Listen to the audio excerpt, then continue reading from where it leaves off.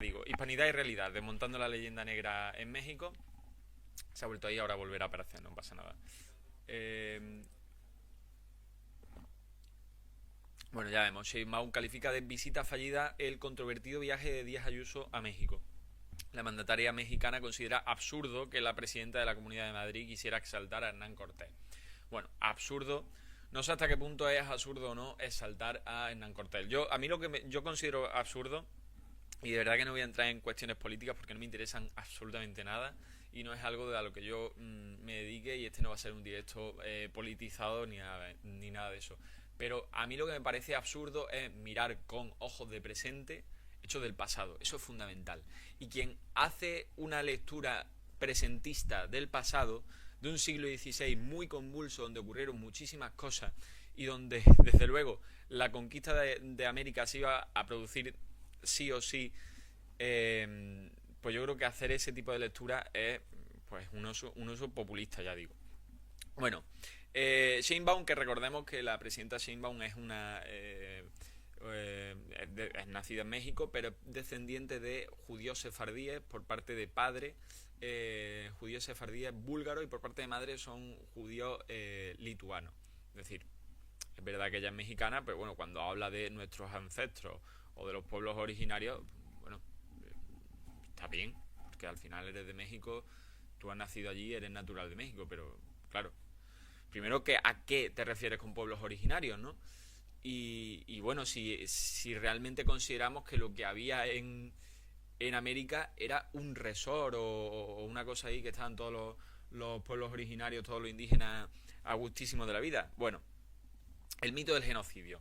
Para empezar, de que España llegó, hizo un genocidio en América, que hubo una destrucción demográfica tremenda. Bueno, para considerarse genocidio, lo primero de todo es que tiene que haber una intencionalidad específica y concreta contra un grupo concreto de la población. Así es como lo determina la ONU, la definición que da de genocidio. Evidentemente, cuando los españoles llegan a América y van malitos de gripe, pues no van con la intención de contagiar a nadie de forma directa. Eso lo hacían los ingleses. Los ingleses sí que repartieron mantas infectadas de viruela con la intención de cargarse a cuantos más indios posibles, mejor.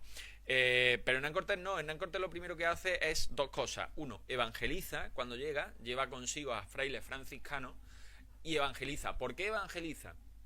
Bueno, porque en la tradición cristiana, un cristiano no puede esclavizar a otro cristiano. Entonces, en el momento en el que tú te casas con otros pueblos y ya estás estableciendo alianza, a esas esposas de tus conquistadores las bautizas. Y al bautizarlas, tú no puedes, porque ya se consideran cristianos, y tú no puedes esclavizarlas.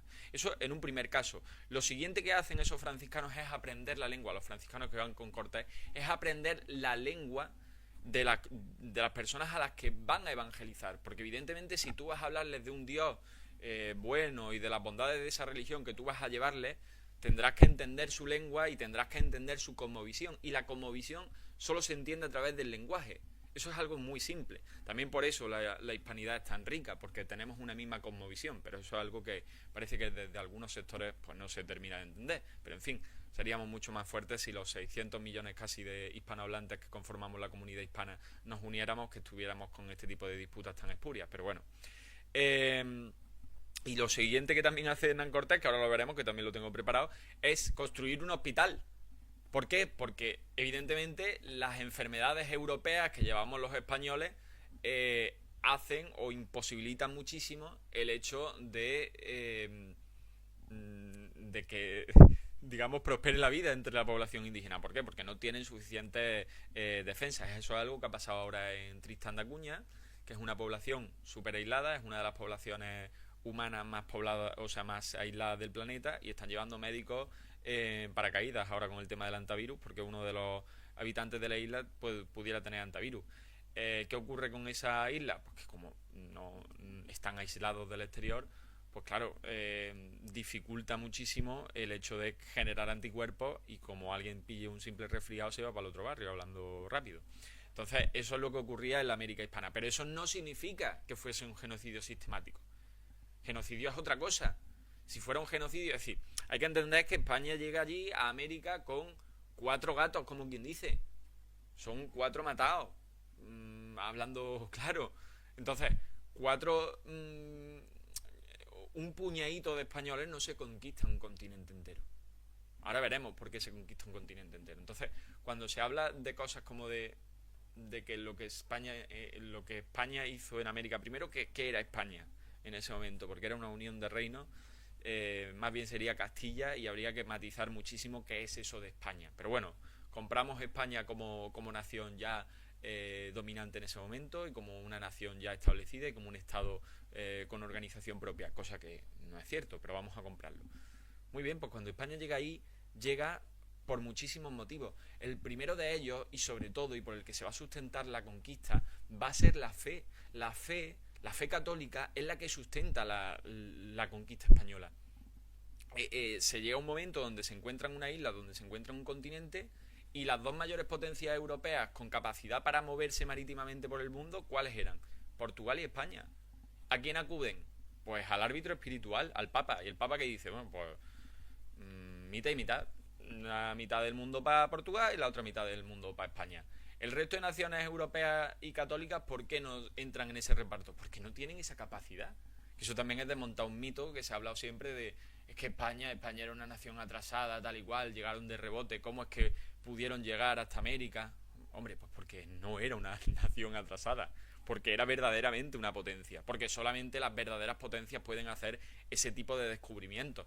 Igual que solamente unas pocas naciones avanzadas como China o como Estados Unidos a día de hoy pueden llegar a la Luna, pues solamente naciones avanzadas como lo eran en ese momento en el siglo XVI Portugal o España, o también el Imperio Otomano por la parte del Mediterráneo llegando hasta la ruta de las especias, podían hacer ese tipo de travesías porque eran imperios potentes ya en ese momento, imperios potencias en ciernes que venían de una lucha de todo lo que habían sido los casi 800 siglos de lucha entre reinos cristianos y árabes, y en ese momento tienes ya dos grandes potencias, dos grandes reinos, tres si metemos a Aragón. Aragón había estado expandiéndose por el Mediterráneo, Portugal había estado expandiéndose por el norte de África, y Castilla entra en ese reparto en el momento en el que conquista Granada, y va con todo ese empuje, con toda esa inercia, y se lanzan a ello. Y la justificación, vuelvo a repetir, de esa conquista está basada en lo espiritual. Tú no puedes arrasar con los indígenas que allí te encuentras, porque desde muy pronto la propia Isabel la Católica y también el Papa del momento dicen y dejan muy claro y lo establecen que los indígenas son súbditos de la corona, y desde la corona española se fomenta el mestizaje. Esto ya digo, todo el tema de las epidemias y de que no fue un exterminio, historiadores como Cook y Bora, he elegido la mayoría de historiadores, he preferido que sean historiadores anglosajones, que creo que son poco sospechosos de estar a favor de, digamos, una leyenda rosa o una hispanofilia exacerbada, ¿no? Que son historiadores de la escuela de Berkeley, que, como pone, documentan que entre el 80 y el 95% de la mortalidad fue causada por virus desconocidos en América. Patógenos como la viruela en 1520, el sarampión en 1545 y el cocolechil, mi nivel de náhuatl es buenísimo, diezmaron una población sin humanidad previa. Henry Kamen destaca que era imposible planear una guerra biológica antes de la teoría microbiana, es decir, no sabía ni lo que era un microbio como para plantear una guerra microbiana. Es que eso es de cajón. Es decir, si tú no tienes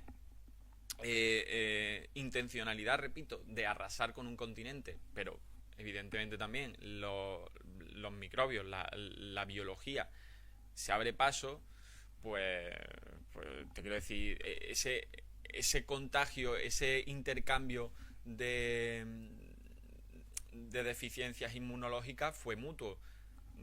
También apareció la sífilis, que era una enfermedad de transmisión sexual que estaba únicamente en América y de repente apareció en Europa. Es decir, ese intercambio fue mutuo, no fue una cosa buscada, evidentemente. Entonces, hablar de una masacre, hablaremos de masacre, hubo masacre. Hernán Cortés hizo masacres, como la del entre tribus que están enfrentadas, porque en esas guerras participan pueblos como por ejemplo los totonacas o como por ejemplo los chacaltecas. Los chacaltecas eran los máximos rivales de los mexicas, que son los que están controlando pues lo que luego se le ha llamado el Imperio Mexica, que realmente no era tal imperio. Ya digo, los principales aliados que va a tener Cortés durante la conquista van a ser aliados de la propia América, es decir, de la propia Centroamérica. Los chacaltecas eran los principales enemigos.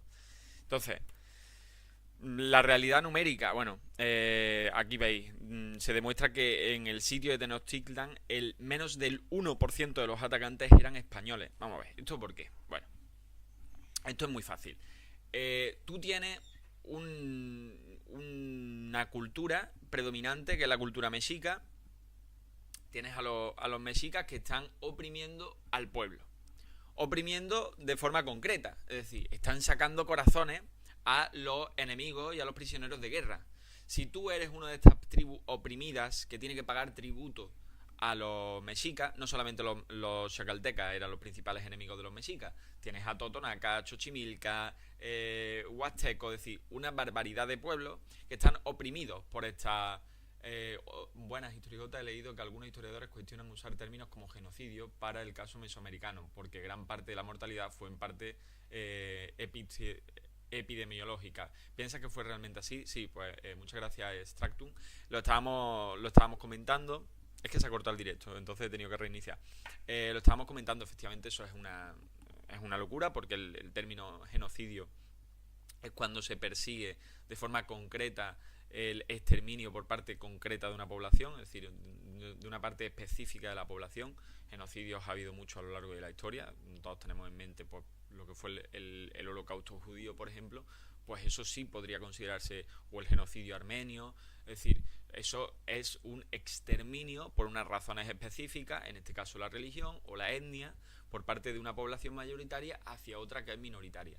Es decir, eso sí se considera como genocidio, pero evidentemente alguien que llega, hay un contacto cultural, porque al principio es un contacto cultural, tú llegas a un lugar, tú eres de un continente, los que están allí, los originarios de ese continente, se encuentran, evidentemente las defensas son distintas, pues ahí se produce, digamos, ese choque de cultura y también de deficiencias inmunológicas, como decía. Es decir, nosotros, pues, por ejemplo, llevamos la viruela, que hizo estragos, cierto, pero también recibimos enfermedades como la sífilis.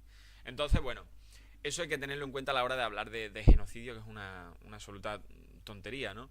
Y lo que estaba comentando es que, bueno, ¿por qué entonces se realiza la conquista?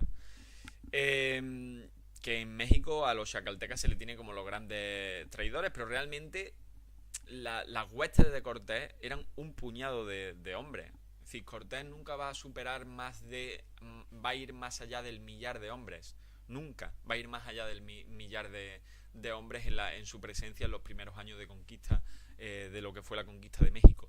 Nunca va a llegar al millar de hombres y, honestamente, seguramente no le hará falta. Es que hay que entender quién era el personaje de Cortés. Cortés es un tipo ilustrado, viene de una familia bien, es hijo único, que su padre lo envía a estudiar a Salamanca y él es bachiller. Es decir, bachiller en aquel momento no es el bachiller que conocemos hoy, pero el bachiller es alguien formado en leyes, de hecho hará uso de ese conocimiento jurídico para fundar la Villa Rica de la Veracruz.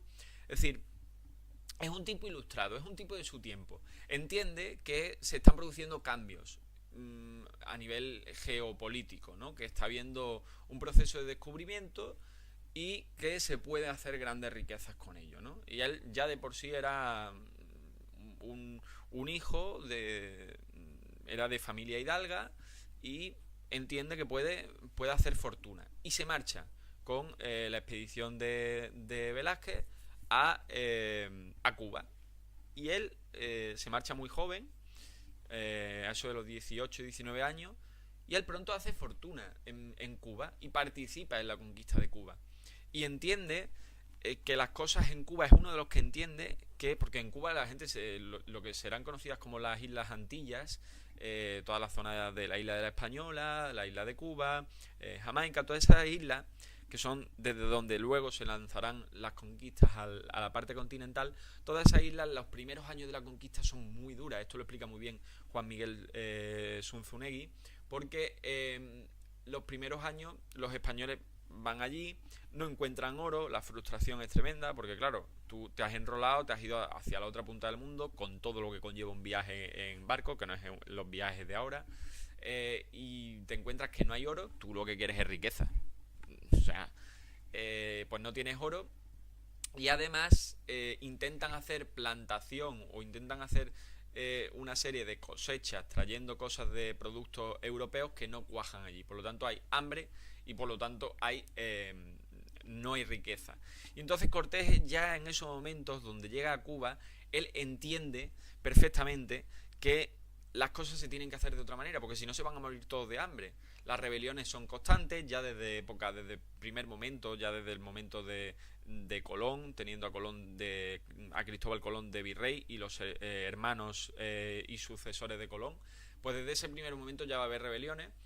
Y ya digo, Cortés, en ese entorno, Hernán Cortés va a entender que las cosas se tienen que hacer de forma distinta si se quieren llegar a buen puerto, si se quiere hacer riqueza y si se quieren establecer allí. Y empiezan ya desde ese momento a entender a las poblaciones indígenas y a las que en un primer momento se las había sometido muy duramente, y entonces dicen, vale, no vamos a establecer nuestros poblados donde nosotros creamos conveniente, vamos a hacerlo donde lo hacen los indios. ¿Por qué? Porque seguramente donde lo hacen los indios son lugares fértiles, donde hay corrientes de agua dulce, donde podemos establecernos y la vida puede crecer. Y a partir de ahí ya la conquista en las Antillas va a ir siendo más liviana. Bueno, pues él es de esa primera jornada. Él, con toda su fortuna personal, pide permiso al gobernador de Cuba para poder marchar expedicionariamente, es decir, no es una solicitud, no es un permiso el que él tiene de conquista como tal, sino una solicitud que él hace de ver qué es lo que se está cociendo en las costas del Yucatán. A partir de ahí está la famosa frase de quemar las naves, de que Hernán Cortés quema todas sus naves para hacer entender a sus hombres que ya no hay vuelta atrás y tal. Eso también se lo asociarán a Alejandro Magno. En fin, realidad, mito. Lo que sí es cierto es que Cortés llega ahí sabiendo que quiere conquistar lo que se encuentre. Y lleva muy poca soldadesca. Y él tiene un pensamiento muy inteligente. Vamos a ver, si tú llegas allí y tienes a un pueblo sometido, bueno, a varios pueblos sometidos, varias culturas sometidas, que los mexicas les están sacando el corazón de cuajo y que le tienen que dar continuamente corazones y ofrecerle continuamente corazones a sus dioses, porque si no, no sale el sol, o porque si no, no hay buenas cosechas, o porque si no hay unas grandes inundaciones, y entonces hay continuamente que quemar vivos, desollar, sacar corazones, torturar a niños para que con las lágrimas de los niños recoger esas lágrimas, porque eso es una gran ofrenda a los dioses de los mexicas. O sea, ese tipo de barbaridades son las que sufrían continuamente los pueblos originarios. Y llega Cortés y dice, bueno, pues aliaros a favor mío en contra de los mexicas. Y uno podría pensar, ¿por qué todos estos pueblos, si estaban sometidos por el mismo rival, por el mismo enemigo, no se habían aliado entre ellos? ¿Qué especial tiene Cortés? Que además es un tipo que no es originario de allí, evidentemente. Bueno, Cortés lo que tendrá de especial, aparte de que es un tipo, ya digo, ilustrado, que ha entendido, que ya ha vivido la dureza de una conquista, de una primera experiencia conquistadora que fue la conquista de las Antillas y de lo que fue Cuba, Cortés entienden que esos pueblos originarios indígenas no se están aliando entre ellos por una razón muy sencilla, y es porque tienen miedo de que quien ocupe el lugar de los mexicas sea peor que el que ya hay. Es decir, si los chacaltecas llegan al poder, a mí quién me garantiza yo, que soy un totonaca, que los chacaltecas no van a ser peor de lo que ya hay. Entonces, ese miedo a no saber, a no tener garantía de lo que habrá después, es lo que impide que los pueblos que hay en América se alíen entre ellos, con mejor o peor criterio, pero esa es la realidad que se encuentra Cortés. Y entonces Cortés, ¿qué plantea? Pues algo muy sencillo. Dice, no preocuparos, mira, nosotros, que somos 4 gatos, nos aliamos con todos los pueblos enemigos de los mexicas, y vosotros solo tenéis que cumplir una serie de condiciones y yo garantizo la paz. La paz. primero tenéis que convertiros a mi religión, cosa que será un proceso de sincretismo, donde se irán... eso en América se ve muy fácilmente, ¿no? Habrá muchísimo sincretismo, muchísimo intercambio cultural, pero bueno, finalmente se impondrá el catolicismo y no se va a imponer de forma violenta, sino que se va a imponer con esos franciscanos que lleva Cortés ya desde primera hora a intentar primero aprender el idioma originario, por eso habrá gramáticas del náhuatl, gramáticas de todo tipo de pueblos originarios. El náhuatl Felipe II llegó a establecerlo como lengua oficial de la Nueva España, porque entendía que era algo más útil y porque era el idioma diario de los de la población originaria de la Nueva España. Y el pacto cultural, entre comillas, es 2 más 2 son 4. Es decir, yo te quito esta religión que tienes impuesta, que es la religión de los mexicas, porque cuando hablan, es que impusieron la religión. Bueno, es que la religión de los mexicas era impuesta. Y claro, entre una religión que te saca corazones y tienes que estar continuamente alimentando esos dioses porque si no, no sale el sol, o el catolicismo que te dice, mira, lo único que tienes que hacer es convertirte, yo te bautizo, te echo agua por encima, te doy un nombre cristiano y tú te vienes a misa. ¿Hay sacrificio? Preguntarían los indígenas. No, no hay ningún sacrificio. El que se sacrificó era nuestro Dios, era Jesucristo, se sacrificó por nosotros, ya nadie se tiene que sacrificar más. Él lo hizo por nosotros. Ah, ¿no hay sacrificio? No, no hay sacrificio. Entonces no te quitan el corazón, nada, nada. Se bendice un pan, se coge vino, que se hace como si fuera sangre, todo esto en plan metafórico y a correr. Hombre, pues mejora la cosa. Pues con razón luego conquistaron América. Con razón todos los indios se aliaron con Cortés. Porque entre que te arranquen corazones e ir a misa, hombre, pues una misa por muy larga que se te haga, sabes que al final no te terminan sacando el corazón. Entonces, pues, quiero decir, el cambio fue notable. Y entonces lo que se consigue con eso es que toda la soldadesca, principalmente los chacaltecas, que eran los pueblos más guerreros, ya digo, se unan a Cortés. Pero serán al final todos. Y realmente hay que pensar una cosa. Cuando los chacaltecas arrasan con Tenochtitlan, que era la capital mexica, lo hacen los chacaltecas, que son los que tienen un odio de generaciones y generaciones contra los mexicas. Esas matanzas, esas masacres, los españoles no las hacen solos. Podríamos decir que no las hacen siquiera los españoles per se, sino por ese odio que hay intergeneracional y que es incluso lógico si nos ponemos en la mirada de un siglo XVI que fue lo que fue. Era un momento, era un siglo de conquistas y de convulsión. Voy a seguir leyendo el chat, disculpad. Cuanto más leo sobre la conquista, más me da la impresión de que las epidemias cambiaron la historia, incluso más que las batallas, seguramente. Da la impresión de que parte del mito de Cortés viene precisamente de exagerar la desproporción numérica. La conquista destruyó muchas cosas, pero también creó una cultura completamente nueva, ¿verdad? Totalmente.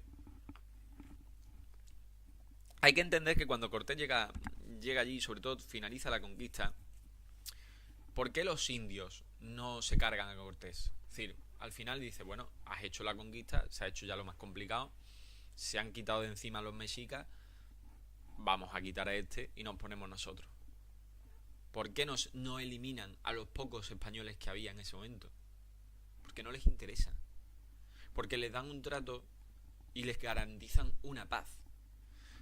Hay que entender que el Imperio Español, la grandeza del Imperio Español es que tú tienes un continente que va desde Tierra de Fuego hasta el norte de América, hasta prácticamente Alaska, en su máximo apogeo, donde se va a hablar la misma lengua, se va a rezar al mismo Dios, se va a tener las mismas leyes, se va a utilizar la misma moneda y va a haber un sistema de castas mucho menos rígido del que se vivía en la Europa de la Edad Moderna. Entonces, eso solo te lo... O sea, lo similar a lo que hoy día sería la Unión Europea y el espacio Schengen. Pues eso llevado al siglo XVI-XVII. Eso es una ventaja cultural, lingüística, porque también se van a respetar las lenguas indígenas.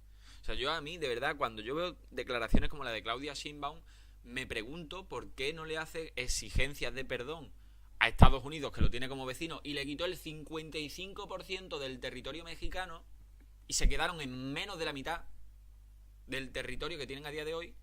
Sin embargo, se la exigen a España. Y esa mujer lo hace hablándolo en español, con una cultura española, con una cosmovisión española, haciendo festividades que en la mayoría de los casos lo llevaron los españoles, y no, o sea, realmente no se mira hacia lo que hicieron los anglosajones. Los anglosajones repartían mantas infectadas y viruelas. Eso es lo que hacían los anglosajones. Mientras en España mandábamos la expedición Balmis, que era para llevar la vacuna a todos los rincones del Imperio Español. O sea, esa es la diferencia. Para que luego vengan hablando de que España debe de pedir perdón. ¿Pedir perdón por qué? Es que esto, de verdad, a mí me parece que es una cuestión plenamente populista y política que nada tiene que ver con la realidad histórica. Entonces tienes a gente que habla desde un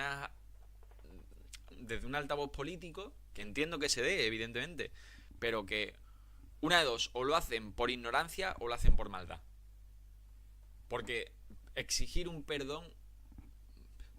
Primero, ni existía el México que existe al día de hoy cuando se produjo lo que fue la conquista de América, ni existía la España de hoy. Ninguno de los dos existía. Entonces, exigir un perdón, ¿a quién se lo está exigiendo? Aquí he traído también frases como, por ejemplo, súbditos, no esclavos. Lewis Hanke afirma que España fue la única nación colonial que detuvo sus conquistas para debatir si eran justas. Francisco de Vitoria y la Escuela de Salamanca sentaron las bases de los derechos humanos y el derecho internacional.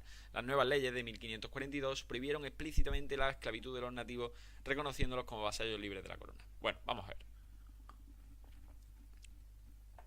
Ya digo... Carlos V es el primero que se plantea, se hace un debate moral en lo que se conoció como la controversia de Valladolid, decir, bueno, ¿qué hay que hacer con estos indios? ¿Los indios tienen alma?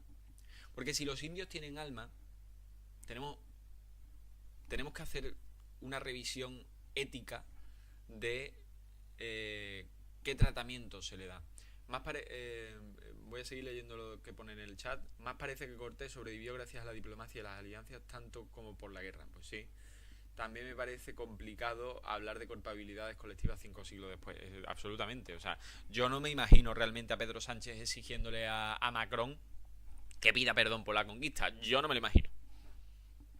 Por la conquista que hizo Napoleón. O sea, hablar de que lo que tienes o tu economía actual o tus males actuales son por una conquista ocurrida hace 5 siglos, es cuanto menos peregrino, por decirlo de alguna forma.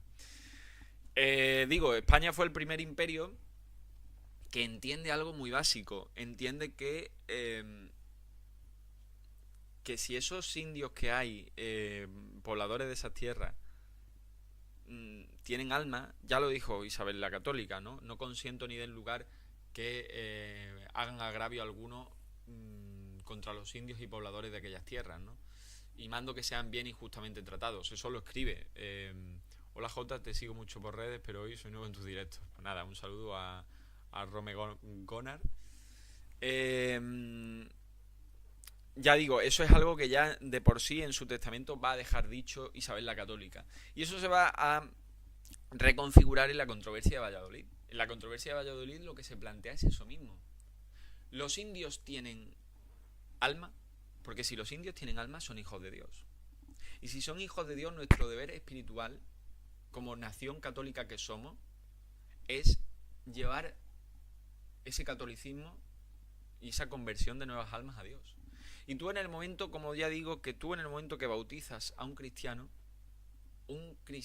no puede nunca esclavizar a otro, por lo menos en la religión católica.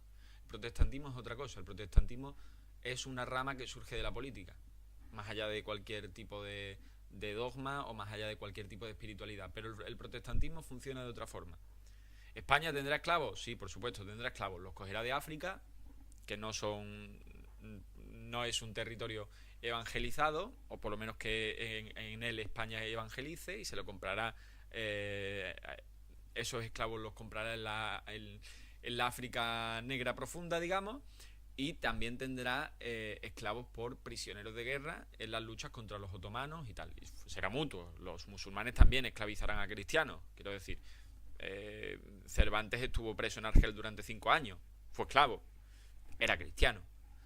Entonces, pero en el momento en el que tú bautizas, en el momento en el que tú te conviertes al cristianismo, en el momento en el que tú eres cristiano, a ti, según la religión católica, otro cristiano no te puede esclavizar. Y eso es lo que se plantea en la controversia de Valladolid. Es el primer imperio que se plantea si lo que está haciendo es éticamente correcto. Porque evidentemente las matanzas no son correctas. Y se produjeron matanzas. Ya digo, el 90% de la soldadesca que formaba esas tropas de Cortés y que llevan a cabo esa masacre no van a ser españoles, van a ser aliados de Cortés, van a ser chagaltecas. Cierto, pero bueno, también va a haber españoles ahí. Y esa conquista la hacen en nombre de España, eso también es cierto. Por lo tanto, es la primera vez en la controversia de Valladolid donde se plantea y se dice: es que lo que se está haciendo quizá no es correcto. Quizá los indios tienen alma, y si tienen alma, tienen derechos. Por eso se dice que Francisco de Vitoria, que es uno de los pensadores de la Escuela de Salamanca, se le puede considerar también como uno de los padres del derecho internacional, o de una protolegislación internacional, con muy buen criterio. Yo no me imagino a los ingleses diciendo: oye, ¿esta gente tiene alma? Y directamente decir: nada, no tiene alma, venga, siguiente pregunta, vamos a seguir esclavizando. Repito que los ingleses eran los que repartían mantas infectadas de viruela, y que no veo a los dirigentes políticos de los países hispanoamericanos, no los veo reclamarle a los anglosajones o al mundo anglosajón o a Estados Unidos, que le pilla muy cerquita, no les veo exigir disculpas por esas masacres, que eso sí que fueron verdaderas masacres, que se hicieron verdaderas guerras contra los indios. Y que, por cierto, las guerras contra los indios empiezan justo después de las independencias. En el momento de que las naciones hispanoamericanas dejan de ser parte del Imperio Español y se convierten en naciones independientes, como pasó en Tierra del Fuego, en Chile, en Argentina, la conquista del desierto fue una verdadera guerra contra las poblaciones indígenas. Eso no lo hace España, ¿eh? Lo hacen los países hispanoamericanos una vez que se independizan. Como ya en su momento también lo harán los estadounidenses, contra los apaches y todo esto de la película de vaqueros. Pero España protege a esas poblaciones indígenas. Ya digo, el náhuatl, igual que el guaraní, igual que todo este tipo de lenguas, fueron lenguas oficiales dentro del imperio. Lenguas oficiales, protegidas. O sea, la gramática náhuatl se registró y estuvo recogida por primera vez antes que gramáticas de lenguas europeas. Eso lo hace España, ¿eh? Eso lo hace España, no lo hace otro país. El esplendor de la Nueva España. ¿Por qué la Nueva España tuvo ese boom? ¿Por qué la Nueva España era la joya de la corona? Hay que hablar de que México a día de hoy es un gran país, pero tiene muchísimos problemas a nivel de conflictividad social, a nivel de desapariciones, de violencia, de reparto de la riqueza, de desigualdad. Hombre, en el Imperio Español, la Nueva España, la capital cultural, ideológica, económica, era... El centro estaba en Nueva España, ¿eh? En Nueva España y en el Virreinato del Perú. Eran los dos grandes núcleos. Es así, es que es la realidad. Como diría Jesús G. Maestro, lo siento, somos los mejores. No, a lo mejor no en literatura, pero sí quizá en humanismo. Es la realidad. Hay que tener en cuenta una cosa: el Hospital de Jesús Nazareno, que esto lo he comentado al principio del directo, lo que pasa es que ya digo, se ha cortado, ha tirado para atrás. El Hospital de Jesús Nazareno, Cortés lo funda en 1524. Es decir, Cortés para el 1520-1521 ha terminado la conquista. Es decir, es de las primeras cosas que hace Cortés es hacer un hospital. ¡Qué masacre más rara! ¡Qué genocidas más raros! Que lo primero que hacen es montar un hospital. ¡Qué cosa más rara! La verdad que llama la atención. No me imagino yo a, no sé, a Hitler montando hospitales para los judíos en el Holocausto. Yo no me lo imagino. Pero oye, Cortés lo primero que hace es un hospital. ¿Para qué? ¿Por qué? Porque evidentemente se ha producido un sitio, se ha producido una conquista, que es la caída de Tenochtitlan. Se han llevado enfermedades europeas, evidentemente no con intencionalidad, sino fruto de un proceso de intercambio de deficiencias inmunológicas. Vuelvo a repetir, la sífilis es una enfermedad americana que en Europa no está y se trae al continente europeo. Igual que la viruela no está en América y se lleva al continente americano. También nos trajimos patatas, tomates, nosotros le llevamos gallinas, caballos. Eso también lo llevamos. Por los virus, por desgracia también.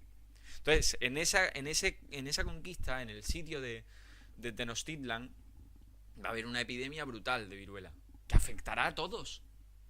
Probablemente a los españoles les afecte menos porque tendrán un mejor sistema inmunológico. Pero eso no significa que la viruela no les toque de cerca. Claro que les toca.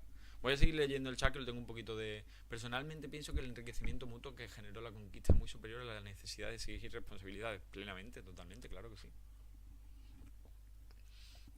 Luego, la fundación de universidades.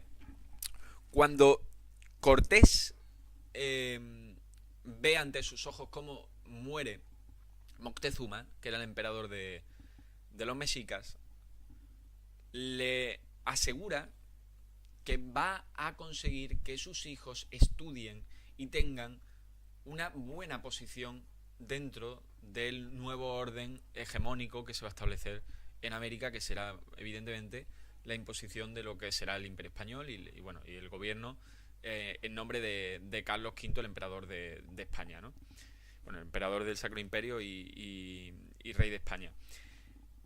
Y Cortés consigue que los hijos del emperador Moctezuma tengan un tratamiento de reyes, de realeza. Se les da ese tratamiento.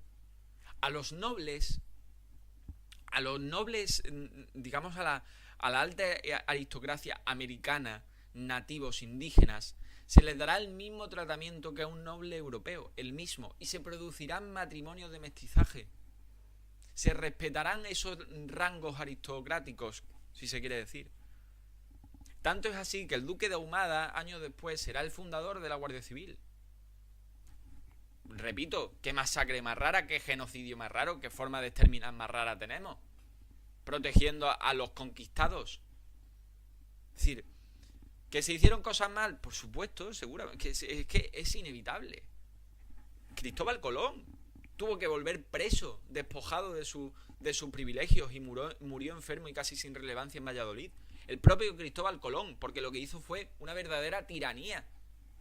Y no pasa nada, hay que decirlo, fue una verdadera tiranía.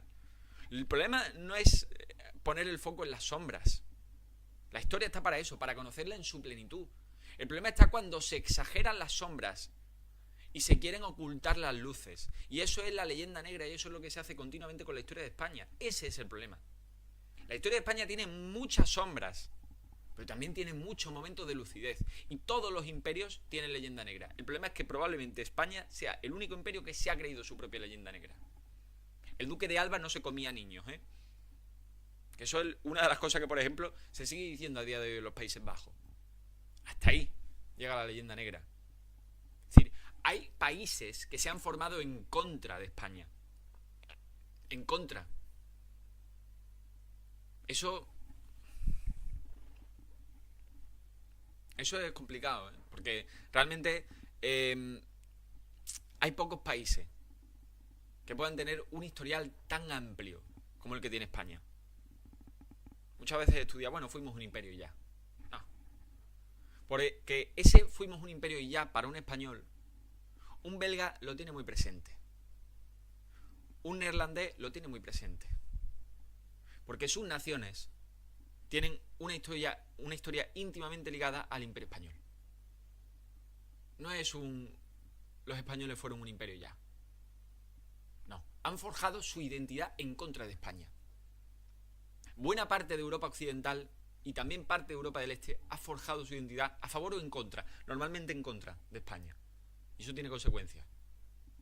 Repito, el problema es que aquí nos hemos creído esa leyenda negra. Nos la hemos creído. Luego, por las condiciones que había en Hispanoamérica, este dato, esta estadística, recuerdo que cuando lo estudié en la carrera me sorprendió enormemente.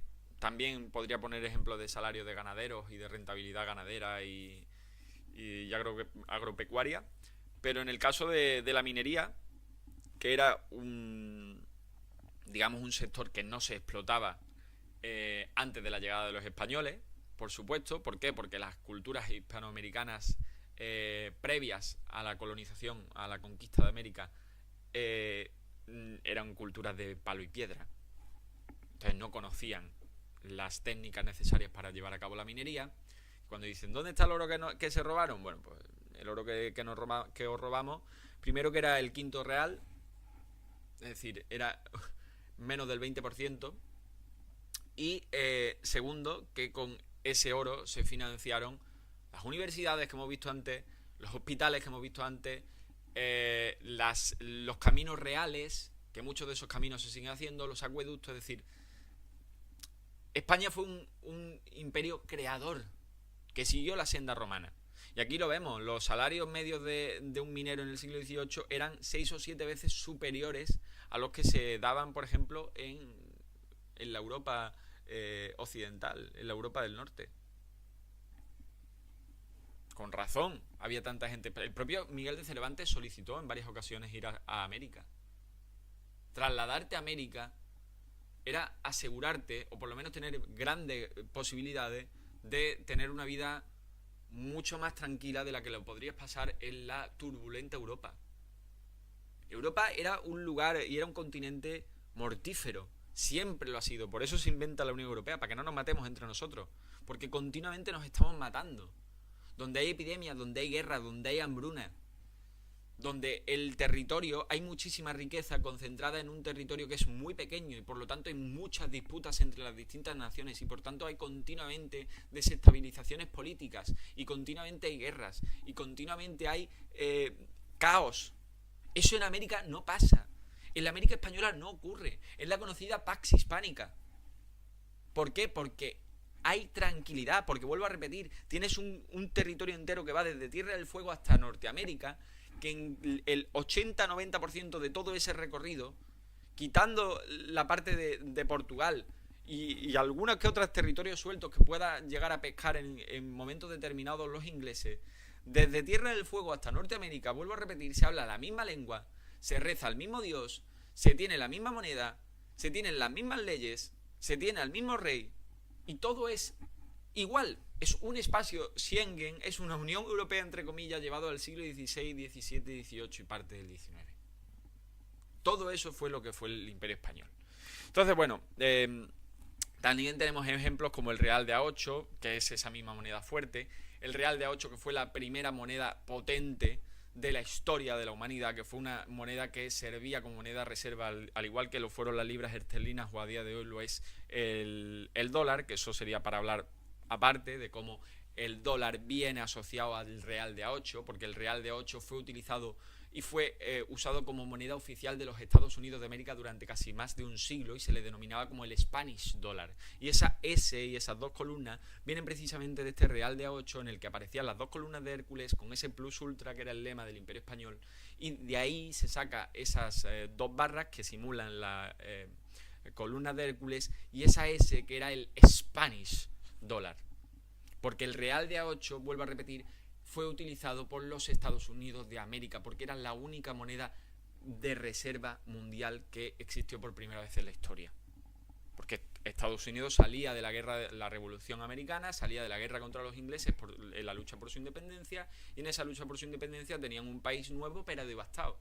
Y para salvar la economía, ¿qué recurren? Recurren, como por ejemplo está haciendo a día de hoy la Argentina de Milei, recurren a una moneda reserva. En el caso de la Argentina de Milei es el dólar americano, en el caso de los americanos cuando se independizan de los ingleses es el Real de A8. Esa es la historia de España.